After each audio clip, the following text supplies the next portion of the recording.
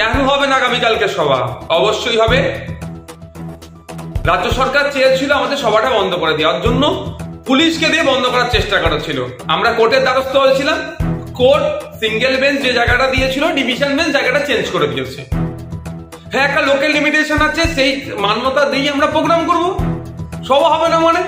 হ্যাঁ, আমাদের বুথ থেকে যারা মানুষজন আসার যে ছিল আমাদেরও খারাপ লাগছে, কিন্তু তাদেরকে আমরা অলরেডি জানিয়ে দিয়েছি যে গাড়িগুলোকে ক্যান্সেল করার কথা বলেছি। ট্রেন যারা বুক করেছিল ট্রেনের টিকিটগুলোকেও ক্যান্সেল করার কথা বলেছি, যে তারা গ্রাসরুট লেভেলে যারা আছেন, বুথের স্তরে যারা আছেন তারা বুথে পতাকা উত্তোলন করবেন।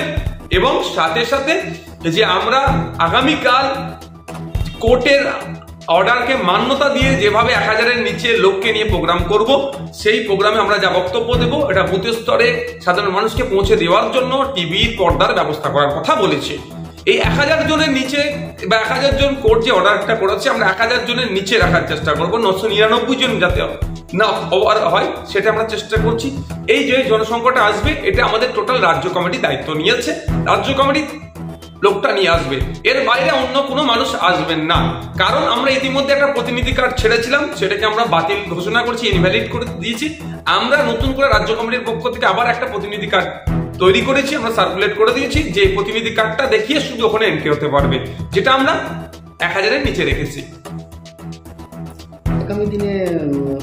আগামী দিন যদি ভিক্টোরিয়া হাউসের সামনে সভা করতে হয়, আমরা পিছিয়ে আসছি না। একটা কথা, একটা প্রচার চলছে আর আইসা কি পিছিয়ে আসলো? আমরা পিছিয়ে আসছি না। একটা কথা মনে করিয়ে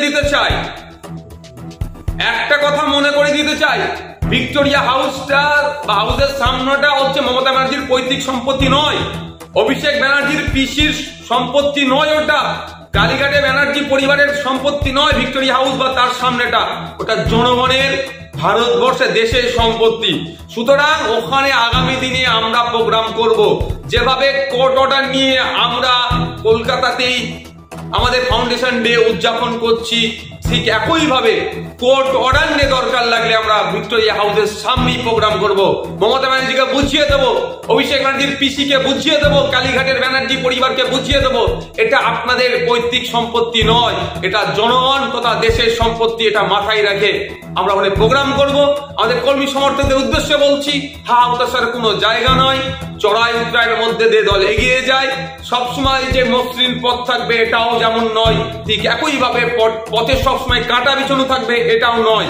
আমরা আগামী দিনে প্রয়োজনে কোর্টের মাধ্যমে, কোর্টের অর্ডার নেই, ভিক্টোরিয়া হাউসের সামনে প্রোগ্রাম করে বুঝ দেখিয়ে দেবো যে মমতা ব্যানার্জির পৈতৃক সম্পত্তি নয়, ওটা দেখিয়ে দেবো। আমরা দেখিয়ে দেবো জনসংঘ, আমাদের কর্মী সমর্থকদেরকে নিয়ে আমরা ওখানে আবার আগামী দিনে প্রোগ্রাম করব।